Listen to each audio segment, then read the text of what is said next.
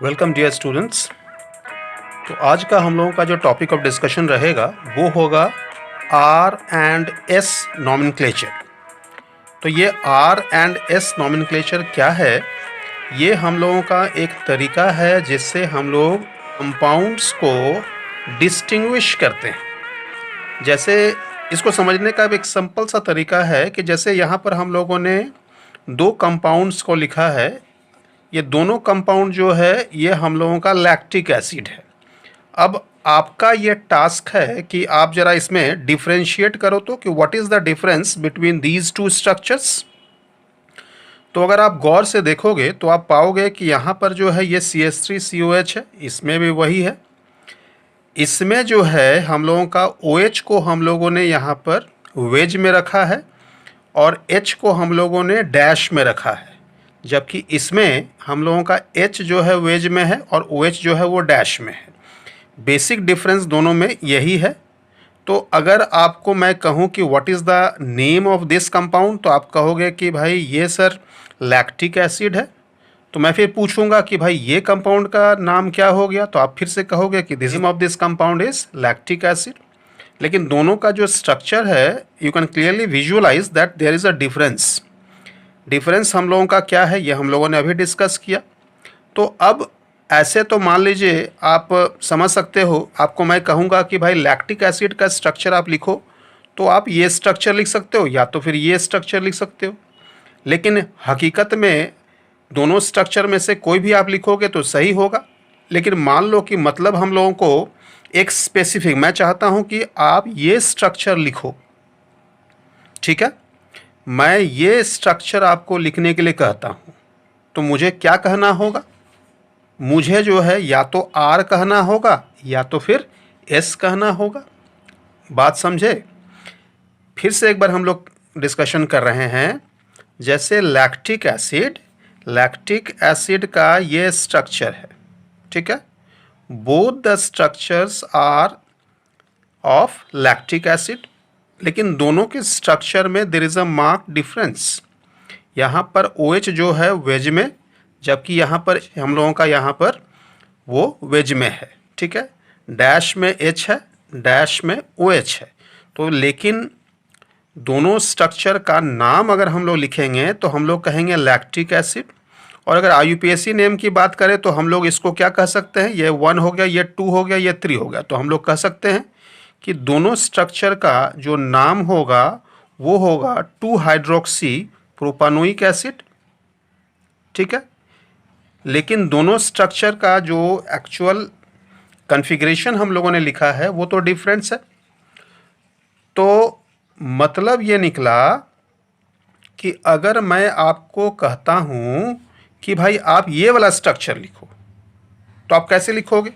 आपको तो मैं कुछ कह नहीं रहा हूँ। तो उस केस में क्या होता है कि हम लोगों को ज़रूरत पड़ती है आर या फिर एस कहना, ठीक है। आर का मतलब रेक्टस, एस का मतलब हो गया सिनिस्टर, ठीक है। तो अब इसी स्ट्रक्चर को हम लोग यहाँ फिशर के फॉर्म में लिखते हैं। ये वेज डैश के फॉर्म में है, यहाँ पर फिशर के फॉर्म में लिखते हैं। तो मेरे ख्याल से आप जानते ही होंगे कि कैसे हम लोग कन्वर्शन करते हैं। जैसे ये हम लोगों का CH3 और ये OH है, तो ये हम लोगों का इस तरह से लिखा हुआ है। इसका मतलब है कि ये CH3 ऊपर है और यहाँ पर COH है। ये हम लोगों का वर्टिकल लाइन में है और ये दोनों हॉरिजेंटल लाइन में है। तो आप मान लो इधर से व्यू कर रहे हो, ठीक है। इन दोनों के बीच से अगर व्यू करोगे तो आपको ये पता चलेगा कि ये जो OH है ये हम लोगों का किधर है? लेफ्ट में है, और ये H जो है वो राइट में है, ठीक है। इसको भी अगर हम लोग कन्वर्ट करें तो हम लोगों को मिलेगा ये CH3, ये COH हो गया। आप इधर से व्यू कर रहे हो तो H लेफ्ट में और OH जो है वो राइट में मिला, ठीक। तो ये दोनों स्ट्रक्चर जो है ये भी हम लोगों का डिफरेंस है दोनों स्ट्रक्चर में, क्योंकि इसमें OH लेफ्ट में जबकि इसमें OH राइट में है।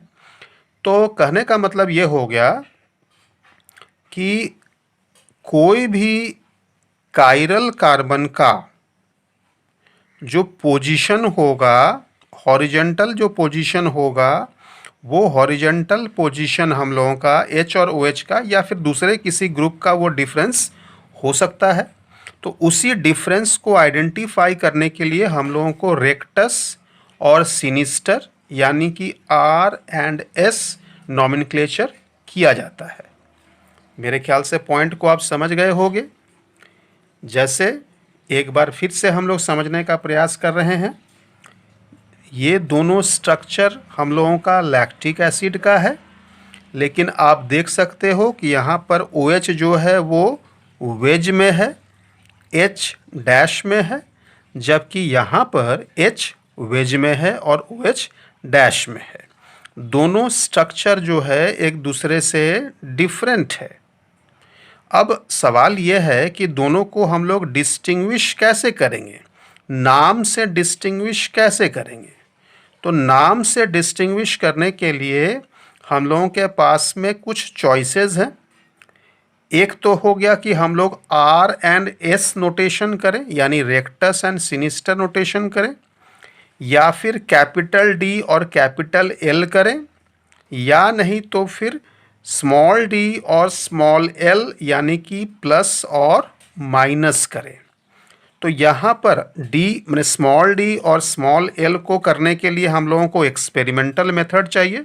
तो यहाँ पर हम लोग सिंपली जो है डेजिग्नेट कर सकते हैं ये कंपाउंड और ये कंपाउंड को कैसे डेजिग्नेट करेंगे, आर और एस से कर सकते हैं, ताकि हम लोगों को ये पता चले कि both the compounds are structurally different.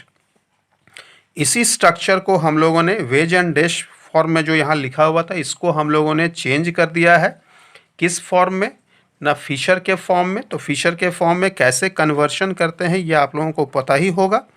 ये CH3 और COH ये जो लाइन है, इस लाइन का मतलब होता है कि ये हम लोगों को वर्टिकल लाइन में जाएगा। यहाँ पर भी ये वर्टिकल लाइन में जा रहा, और यहाँ पर वेज और डैश के बीच से आप जो है मान लीजिए यहाँ पर हम लोग आँख दिखा के कर रहे हैं, इसको मान लीजिए आई आप इधर से व्यू कर रहे हो, ये मान लीजिए हम लोगों को यहाँ से हम लोग देख रहे हैं। और ये भी आप जानते ही होंगे कि ये वेज का मतलब होता है टुवर्ड्स द व्यूअर या टुवर्ड्स द ऑब्जर्वर, और ये डैश का मतलब होता है going away from the observer. ठीक है, तो इसको अगर हम लोग देखते हैं तो ये CH3 COH तो ये वर्टिकल लाइन में चला गया। आप यहाँ से अगर देखोगे तो आपके लेफ्ट में OH होगा, H जो है वो राइट में होगा। अगर यहाँ से फिर हम लोग व्यू करते हैं, इस जगह से व्यू करते हैं, तो H जो है वो लेफ्ट में और OH जो है वो राइट में होगा। अब सवाल यह है कि ये स्ट्रक्चर और ये स्ट्रक्चर हम लोगों को नज़र तो आ रहा है कि दोनों स्ट्रक्चर एक दूसरे से डिफरेंट है, लेकिन हम लोग वर्बली कैसे करेंगे, वर्बली हम लोग कैसे कहेंगे, नाम कैसे लिखेंगे ताकि हम लोग यही स्ट्रक्चर को बनाए। इसीलिए हम लोग आर एंड एस नोटेशन का यूज़ करते हैं। समझ गए मेरे ख्याल से। अब हम लोग जान लेते हैं कि कैसे हम लोग आर, किस कंपाउंड को आर कहेंगे, किस कंपाउंड को एस कहेंगे।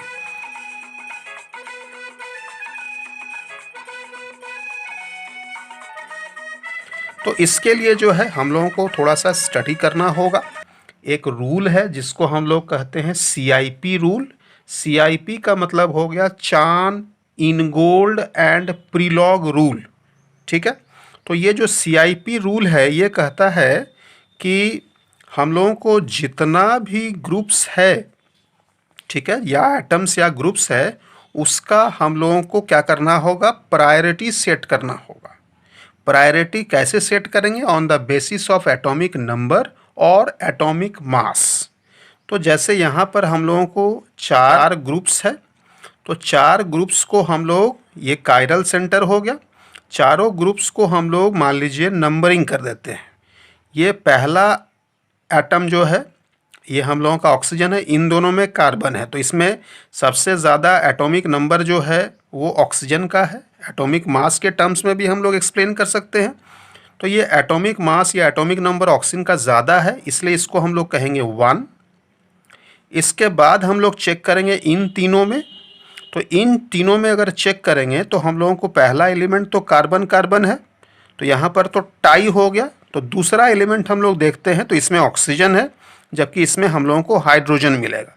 तो इसका मतलब है कि प्रायोरिटी हम लोग किसको देंगे, जिसका एटॉमिक मास या एटॉमिक नंबर ज़्यादा होगा। तो यहाँ पर जो है हम लोग ऑक्सीजन के रहने के कारण इसका जो है हम लोग सेकंड प्रायोरिटी कहेंगे। इसको हम लोग कह देंगे थर्ड और इसको कह देंगे हम लोग फोर्थ। ठीक है, अब जो है ये रूल कहता है, ये जो प्रोसेस हम लोगों का ये कहता है कि the least priority group should be at the bottom. मैं फिर से कह रहा हूँ, according to the rule the least priority group that is the fourth, जिसको हम लोगों ने फोर्थ नंबर दिया है, दैट पर्टिकुलर फोर्थ ग्रुप और the least priority group should always be at the bottom of the compound. तो इसको हम लोगों को यहाँ लाना होगा। तो हम लोग क्या करेंगे, इसको हम लोग फिक्स रखेंगे। ये जो CH3 है इसको फिक्स रखेंगे क्योंकि ये टेट्राहेड्रल ज्योमेट्री है, तो इसको फिक्स रखेंगे और तीनों को हम लोग क्या करेंगे, इंटरचेंज करेंगे। कैसे, इसको यहाँ लाएंगे, इसको फिर यहाँ लाएंगे और OH को यहाँ लाते हैं। ठीक है, क्लियर है। तो इसके बाद जो है हम लोगों को स्ट्रक्चर क्या मिला, ज़रा उसको चेक कर लें। तो इसके बाद जो है स्ट्रक्चर हम लोगों को मिला, ये CH3 को हम लोगों ने फिक्स रखा था, इसको हम लोगों ने कुछ भी नहीं किया। इस H को हम लोग ला रहे हैं यहाँ पर, OH को भेज दिए हैं इधर, ये COH ग्रुप को आप यहाँ भेज दीजिए और इस OH को आप यहाँ लाइए। ठीक, क्लियर है। तो यहाँ पर ये 1 था, ये 2 था, ये हम लोगों का 3 है और ये हम लोगों का 4 है। ठीक, तो हम लोगों को क्या करना है, हम लोगों को जो है अपना रूट तय करना है। हम लोग मूव करेंगे 1 से लेकर के 4 तक आएंगे। तो 1 और इसके बाद क्या हो गया 2। ठीक है, ये हम लोगों का चला किस तरह से, ये हम लोगों को चला 1 से लेकर के 2। ठीक है, उसके बाद फिर यहाँ से हम लोग वापस इधर आएंगे। तो आप ये कंफ्यूज मत करना कि सर, आप कहोगे शायद कि सर ये H तो बीच में आया। एक्चुअल में जो है ये टेट्राहेड्रल के फॉर्म में है। टेट्राहेड्रल के फॉर्म में रहने के कारण जो है आप ये मत समझो कि ये बीच में आ रहा है। ये एक्चुअल में जो है आपको, जैसे इसको आप देखोगे तो ये अवे फ्रॉम द व्यूअर है। ठीक है, ये जो स्ट्रक्चर हम लोगों का है इसमें आप देख सकते हो कि ये अवे फ्रॉम द व्यूअर है। तो आप जो है जाओगे कैसे, ये OH से COH में जाओगे। ठीक है, इस तरह से जाओगे। तो इस तरह से जब जाओगे तो फिर हम लोगों को क्या होगा, आप देख सकते हो कि हम लोगों का जो डायरेक्शन है ये क्लॉकवाइज चल रहा है, इसलिए इसको हम लोग कहेंगे R। ठीक है, तो इस कंपाउंड का नाम क्या हो जाएगा, इसको हम लोग कह सकते हैं कि R लैक्टिक एसिड या फिर R2 हाइड्रोक्सी प्रोपानोइक एसिड। तो इसका मतलब हो गया कि अब मैं जब भी कहूँगा कि आप right the structure of R lactic acid, तो आप इसी स्ट्रक्चर को ही लिखोगे। लेकिन पहले अगर मैं कह रहा था कि right the structure of lactic acid, तो आप दोनों में से लिख रहे थे। ठीक है, तो अब इसकी बात करते हैं। यहाँ पर इसमें भी आप बिल्कुल वही प्रोसेस करोगे। इसमें हम लोगों का पहला एलिमेंट ऑक्सीजन, एटॉमिक नंबर ज़्यादा, 1 कहेंगे, इसको कहेंगे 2, इसको कहेंगे 3 और इसको कहेंगे 4। ठीक है, तो इसमें जो लीस्ट प्रायोरिटी ग्रुप है, रूल कहता है कि the least priority group should be at the bottom. तो इसको हम लोगों को यहाँ रखना है। तो इससे जो है स्ट्रक्चर हम लोगों को क्या मिला, ये H को हम लोग यहाँ रख रहे हैं। तो COH जो है चला गया यहाँ पर, ये OH जो है चला गया यहाँ पर, और ऊपर में क्या था, CH3 था। तो फिर से आप नंबरिंग करना शुरू करो। ये हो गया 1, ठीक, ये हो गया हम लोगों का 2, ये हम लोगों का है 3 और ये हो गया 4। तो अब कैसे चलोगे, ये चलोगे आप इस तरह से। ठीक है, इसको हम लोग दिखा सकते हैं कि हम लोगों का जो डायरेक्शन है वो किस तरह से चला, इस तरह से। जबकि इसमें डायरेक्शन क्या था, इसमें जो डायरेक्शन था हम लोगों को ये इस तरह से था, ऐसे चल रहा था। ठीक है, जबकि इसमें क्या है, आप देख सकते हो कि ये एंटी क्लॉकवाइज हो रहा। एंटी क्लॉकवाइज का मतलब क्या हो गया कि घड़ी की जो सुई है जिसमें घूमती है उसके विपरीत दिशा में चल रही है। इसलिए इसको हम लोग कहेंगे क्या, एस लैक्टिक एसिड। ठीक है, एस का मतलब आप जानते ही हो, सिनिस्टर। सिनिस्टर का मतलब हो गया एक तरह का मनहूस भी कह सकते हैं, लैटिन वर्ड में इसको हम लोग मनहूस कहते हैं। तो ये हो गया हम लोगों को R लैक्टिक एसिड और ये हो गया S लैक्टिक एसिड। किस तरह से करेंगे एक बार फिर से आप समझिए। आप क्या करोगे, मान लीजिए अगर हम लोगों को ये वेज डैश के फॉर्म में दिया हुआ है, तो वेज डैश के फॉर्म को अगर आप चाहो तो कन्वर्ट कर सकते हो किस में, फिशर में। फिशर में चेंज करने के बाद जो है आप देख लोगे, प्रायोरिटी को सेट कर लोगे। प्रायोरिटी को कैसे हम लोग देखते हैं, on the basis of atomic number. अगर एटॉमिक नंबर सेम हो जाए तो फिर एटॉमिक मास पर हम लोग बात करते हैं।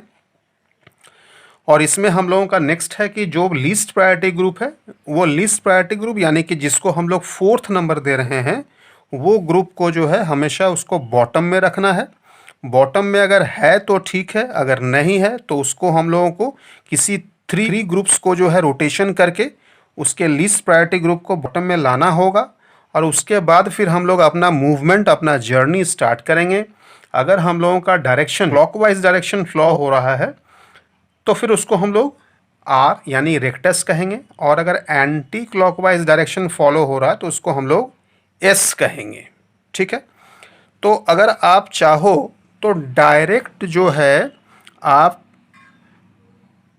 वेज एंड डैश फॉर्म का भी आर एस निकाल सकते हो। अगर आप एक्सपर्ट हो गए तो आप डायरेक्ट भी निकाल सकते हो। कैसे करोगे, इसमें आप करोगे 1, इसमें 2, इसको 3 कहोगे और इसको 4 करोगे। ठीक है, तो यहाँ से जो है आप देख सकते हो, आप इधर से व्यू करोगे तो आपका डायरेक्शन किधर जा रहा है, ये जा रहा है इस तरह का। ठीक है, तो इसको आप क्या कहोगे, क्लॉकवाइज है। क्लॉकवाइज है तो फिर ये क्या कहलाएगा, आर कहलाएगा। ठीक है, जैसे हम लोगों ने यहाँ निकाला है वैसे ही अगर मान लीजिए इसकी बात कर रहे हैं हम लोग, तो ये हो गया 1, ये हो गया 2, ये हो गया 3 और ये हो गया 4। तो फिर हम लोग जो है इसमें भी अगर हम लोग शुरू करें तो इसमें भी हम लोग देख सकते हैं कि ये जो है हम लोगों का प्रोसेस कैसा चलेगा। ये 1 से इस तरह से हो जाएगा, ये 1 2 3 4। ठीक है, तो ये कैसा चला, ये हम लोगों को मिला आर। लेकिन आप इसको यहाँ पर थोड़ा सा ट्रिक समझना होगा।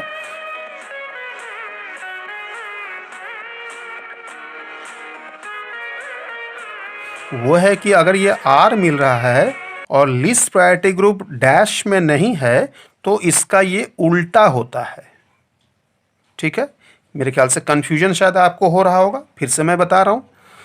जैसे यहाँ पर रूल कहता है कि the least priority group should be at the bottom, और in case of wedge and dash notation the least priority group should be in dash. Dash में अगर लिखा हुआ है तो फिर ठीक है, अगर नहीं है तो फिर उसको जो है, जो आपका कॉन्फ़िगरेशन मिलेगा उसको रिवर्स करना होगा। तो यहाँ पर से जो है हम लोग क्या करेंगे, हम लोग यहाँ से अपना जर्नी स्टार्ट किए थे 1 से, तो 1 से 2 में जाएंगे, 3 में जाएंगे, 4 में जाएंगे।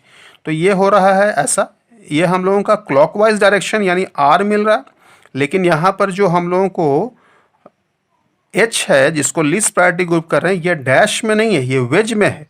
इसलिए हम लोगों का जो है एक्चुअल कॉन्फ़िगरेशन है वो हम लोगों को चेंज हो जाएगा और वो आर के जगह पर एस मिलेगा। समझ गए।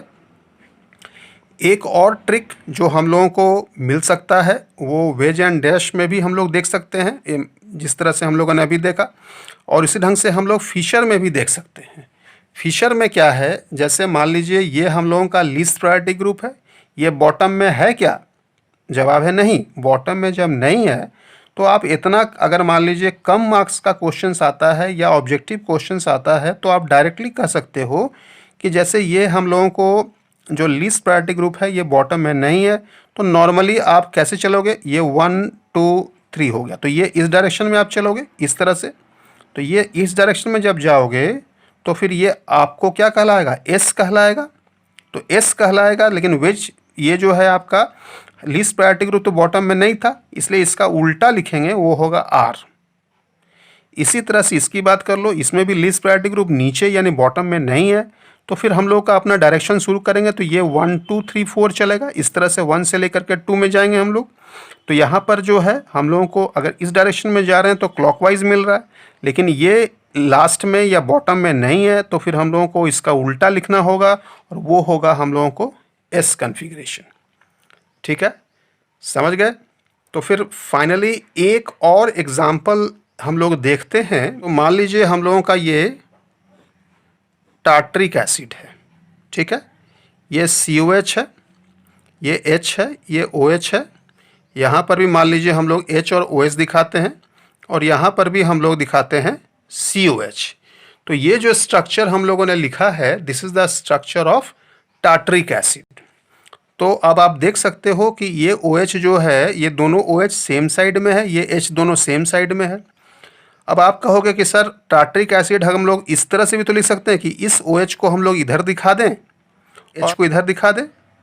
ठीक, मैं कहूँगा कि भाई इस OH को हम लोग इधर ला दें, इसको फिक्स रखें, इस OH को इधर लाएं, इसको इधर लाएं। ठीक है, तो अगर मैं कहूं कि भाई टार्टरिक एसिड लिखो तो आप डेफिनेटली ये स्ट्रक्चर या कोई भी स्ट्रक्चर लिख सकते हो, लेकिन इसी बात को जो है हम लोग स्पेसिफिकली कह सकते हैं कि इसमें हम लोगों को ये वाला, आप जैसे मान लीजिए ये पॉइंट जो है R है, ये पॉइंट मान लीजिए S है, 2R 3S। ठीक है, जैसे मान लीजिए हम लोगों का ये 2R 3S टार्टरिक एसिड अगर मैं कहता हूं तो फिर आप ये स्ट्रक्चर लिखोगे। उसी हिसाब से ये दोनों R भी हो सकता है, ये दोनों S भी हो सकता है। ठीक है, तो हम लोगों को अब हम लोग क्या करेंगे कि हम लोग डेजिग्नेट करेंगे इन दोनों पॉइंट्स को, यानी इन दोनों कार्बन्स को हम लोग डेजिग्नेट करते हैं कि हम लोगों का कौन क्या है। तो हम लोग मान लीजिए इसका नंबरिंग पहले कर दें, ये हो गया 1, ये हो गया 2, ये हो गया 3 और ये हो गया 4। ठीक है, तो हम लोग क्या करेंगे, मान लीजिए कार्बन नंबर 2 का हम लोग निकालना चाहते हैं वेदर इट इज़ R और S। तो हम लोग क्या कर रहे हैं, ज़रा देख लीजिए आप, इसको हम लोग इस तरह से लिख रहे हैं। ऊपर में क्या था आप बोलो, COH था, लेफ्ट में क्या था, H था, राइट में क्या था, OH था। अब इधर का जो ग्रुप है, इस एंटायर ग्रुप को आप 1 मान लो, माने 1 मान लो इन द सेंस कि आप इसको जो है पूरा को कंबाइन करके लिखो तो CHOH COH CHOH COOH ये मिला हम लोगों को। अच्छा, अब इसका नंबरिंग हम लोग करते हैं। नंबरिंग करेंगे तो कैसे नंबरिंग करेंगे ज़रा देख लो आप। ये हो गया 1, ठीक है, क्योंकि इसका पहला एटम ऑक्सीजन है, हेवियर है, एटॉमिक नंबर इसका ज़्यादा है। अब सवाल यह है कि इन दोनों में से कौन सेकंड कौन सा होगा, आप गेस कर सकते हो। ये जो है आपको सेकंड होगा, क्यों? क्योंकि इसमें जो है पहला एटम हो गया कार्बन। आप बोलोगे सर इसमें भी पहला एटम कार्बन, टाई हो गया। सेकंड इसमें ऑक्सीजन है, सेकंड इसमें भी ऑक्सीजन है। थर्ड कौन सा है? थर्ड इसमें या तो कार्बन है या तो हाइड्रोजन है, या थर्ड भी जो है वो ऑक्सीजन है, इसलिए ये 2 हो गया, ये वाला 3 हो गया और ये वाला हो गया 4। ठीक है, तो ये जो हम लोगों ने लिखा है, प्रायोरिटी जो सेट किया है, that is based on Cahn Ingold Prelog rule. ठीक, अब क्या इसमें जो लीस्ट प्रायोरिटी ग्रुप है वो बॉटम में है? जवाब है नहीं। जब नहीं है तो या तो आप इसको जो है रोटेशन करोगे, या नहीं तो फिर अगर कॉन्सेप्ट को समझ चुके होगे तो थोड़ा सा ट्रिक से ही काम कर सकते हो। कैसे करोगे ना, आप डायरेक्शन सिंपली देख लो कि क्या हो रहा है। ठीक है, 4 को इग्नोर करना। अब ये मत सोचना कि भाई 4 बीच में आ रहा है। एक्चुअल में ये जो है 3 डायमेंशनल ज्योमेट्री है, तो 4 से हम लोगों को मतलब नहीं है, हम लोगों को मतलब है 1 2 3 से। तो 1 2 3 ये डायरेक्शन क्या हो गया? तो आप कहोगे कि ये डायरेक्शन तो S हो गया, लेकिन लीस्ट प्रायोरिटी ग्रुप बॉटम में नहीं है, इसलिए इसका जो एक्चुअल कन्फिग्रेशन होगा या इसको S के जगह पर R कहेंगे। ठीक है, क्यों ऐसा किए? क्योंकि लीस्ट प्रायोरिटी ग्रुप बॉटम में नहीं है। इस बात को ध्यान रखोगे, ये ट्रिक है। समझ गए? अब हम लोग ये तो कार्बन नंबर 2 की बात कर रहे थे, C2 की बात कर रहे थे। अब आते हैं C3 की बात। यहाँ पर मान लीजिए हम लोग C2 लिख देते हैं। अब कार्बन नंबर 3 में आते हैं, यानी कि C3 की बात कर रहे हैं, ये वाला हम लोगों का COH है, इधर लेफ्ट में H है, OH राइट में है, और ऊपर वाला पार्ट में जो है CHOH COH है, तो उसी को हम लोगों ने यहाँ लिखा है CHOH COH। तो नंबरिंग या प्रायोरिटी को ऑर्डर सेट कर ले, तो ये हो गया 1, ये हो गया 2, ये हो गया 3 और this one is 4। Again least priority group is not at the bottom, तो हम लोग क्या करेंगे, अपना जर्नी स्टार्ट करेंगे। तो 1 से लेकर के 2, 2 से फिर 3, इस तरह से हम लोग चलेंगे। तो हम लोग क्या देख रहे हैं, विच डायरेक्शन इट फॉलोज, ये हम लोगों को क्लॉकवाइज डायरेक्शन फॉलो कर रहा है। क्लॉकवाइज को हम लोग R कहते हैं, लेकिन इसका जो एक्चुअल कन्फिग्रेशन है वो क्या हो जाएगा, एस हो जाएगा, this will be the actual structure.